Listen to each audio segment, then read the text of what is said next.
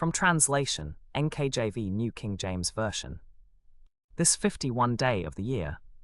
Today we are reading passages Numbers 21 to 22. Numbers chapter 21, verses 1 to 35.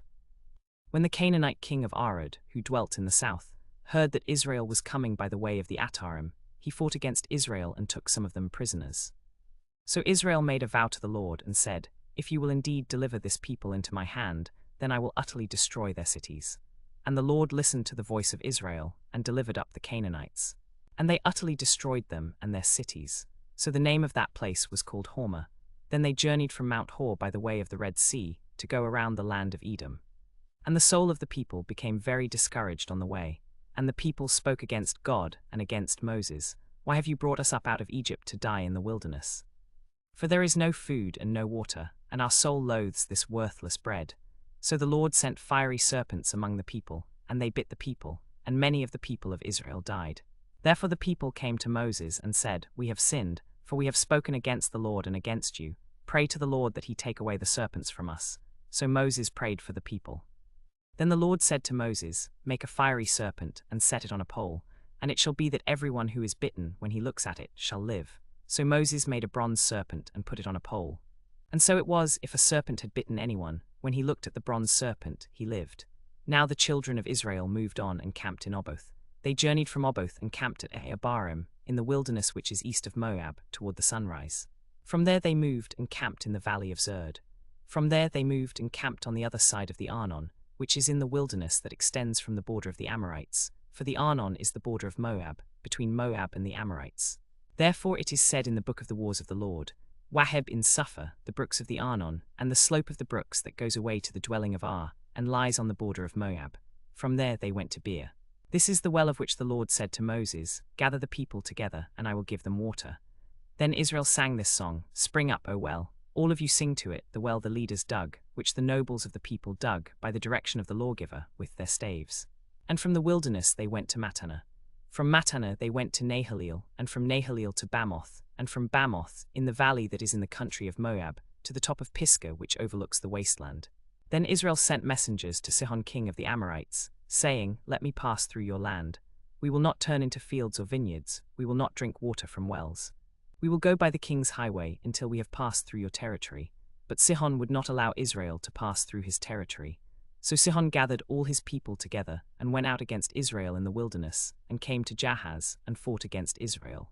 Then Israel defeated him with the edge of the sword, and took possession of his land from the Arnon to the Jabbok, as far as the people of Ammon, for the border of the people of Ammon was strong. So Israel took all these cities, and Israel dwelt in all the cities of the Amorites, in Heshbon and in all its villages. For Heshbon was the city of Sihon king of the Amorites, who had fought against the former king of Moab, and taken all his land from his hand as far as the Arnon. Therefore those who speak in Proverbs say, "Come to Heshbon, let the city of Sihon be built and prepared." For fire went out from Heshbon, a flame from the city of Sihon. It consumed Ar of Moab, and the lords of the heights of the Arnon. Woe to you, Moab, you are destroyed, people of Chemosh. He has given his sons as fugitives, and his daughters into captivity, to Sihon king of the Amorites. We have shot them down. Heshbon is destroyed as far as Dibon. We have laid them waste as far as Nophah, which reaches to Medeba. Thus Israel dwelt in the land of the Amorites. Then Moses sent to spy out Jazer, and they took its villages and dispossessed the Amorites who were there. Then they turned and went up by the way of Bashan. And Og king of Bashan went out against them, he and all his people, to battle at Edrei. And the Lord said to Moses, "Do not fear him, for I have delivered him into your hand, with all his people and his land. And you shall do to him as you did to Sihon king of the Amorites, who was at Heshbon." So they defeated him, his sons and all his people, until there was no survivor left to him, and they took possession of his land. Numbers chapter 22, verses 1 to 41. Then the children of Israel moved, and camped in the plains of Moab on the side of the Jordan across from Jericho. And Balak the son of Zippor saw all that Israel had done to the Amorites. And Moab was exceedingly afraid of the people, because they were many, and Moab was sick with dread because of the children of Israel. So Moab said to the elders of Midian, "Now this company will lick up everything around us, as the ox licks up the grass of the field." And Balak the son of Zippor was king of the Moabites at that time. Then he sent messengers to Balaam the son of Beor at Pethah, which is by the river in the land of the people of his relatives, to call him, saying, "Look, a people has come out from Egypt. See, they cover the face of the earth, and are dwelling next to me. Therefore please come at once, curse this people for me, for they are too mighty for me.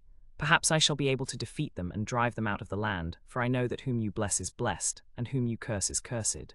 So the elders of Moab and the elders of Midian departed with the rewards of divination in their hand, and they came to Balaam and spoke to him the words of Balak. And he said to them, "Lodge here tonight, and I will bring back word to you, as the Lord may speak to me." So the princes of Moab stayed with Balaam. Then God came to Balaam and said, "Who are these men with you?" And Balaam said to God, "Balak the son of Zippor, king of Moab, has sent to me, saying, Look, a people has come out of Egypt, and they cover the face of the earth. Come now, curse them for me. Perhaps I shall be able to overpower them and drive them out." Then God said to Balaam, "You shall not go with them. You shall not curse the people, for they are blessed."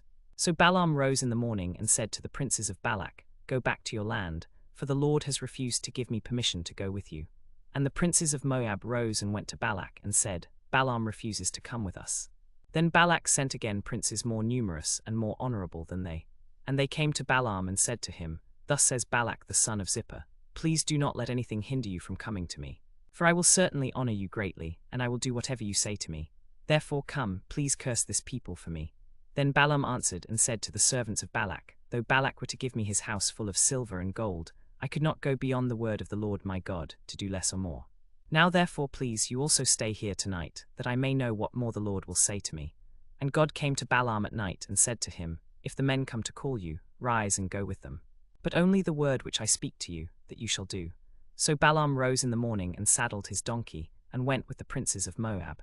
And God's anger was aroused because he went, and the angel of the Lord took his stand in the way as an adversary against him.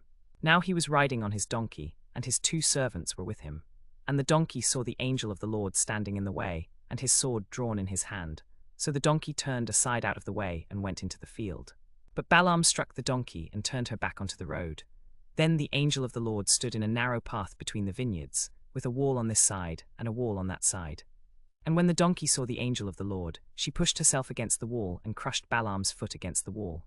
So he struck her again. Then the angel of the Lord went further, and stood in a narrow place where there was no way to turn, either to the right hand or to the left. And when the donkey saw the angel of the Lord, she lay down under Balaam. So Balaam's anger was aroused, and he struck the donkey with his staff. Then the Lord opened the mouth of the donkey, and she said to Balaam, "What have I done to you, that you have struck me these 3 times? And Balaam said to the donkey, "Because you have abused me. I wish there were a sword in my hand, for now I would kill you." So the donkey said to Balaam, "Am I not your donkey on which you have ridden all your life to this day? Have I ever been accustomed to do so to you?" And he said, "No." Then the Lord opened Balaam's eyes, and he saw the angel of the Lord standing in the way with his drawn sword in his hand, and he bowed his head and fell flat on his face. And the angel of the Lord said to him, "Why have you struck your donkey these 3 times? Behold, I have come out to stand against you, because your way is perverse before me. The donkey saw me and turned aside from me these 3 times. Unless she had turned aside from me, surely now I would have killed you and let her live." And Balaam said to the angel of the Lord, "I have sinned, for I did not know that you stood in the way against me. Now therefore, if it displeases you, I will turn back." The angel of the Lord said to Balaam, "Go with the men, but speak only the word which I tell you." So Balaam went with the princes of Balak. Now when Balak heard that Balaam was coming, he went out to meet him at the city of Moab, which is on the border of the Arnon, at the utmost boundary of his territory. And Balak said to Balaam, "Did I not earnestly send to you to call you?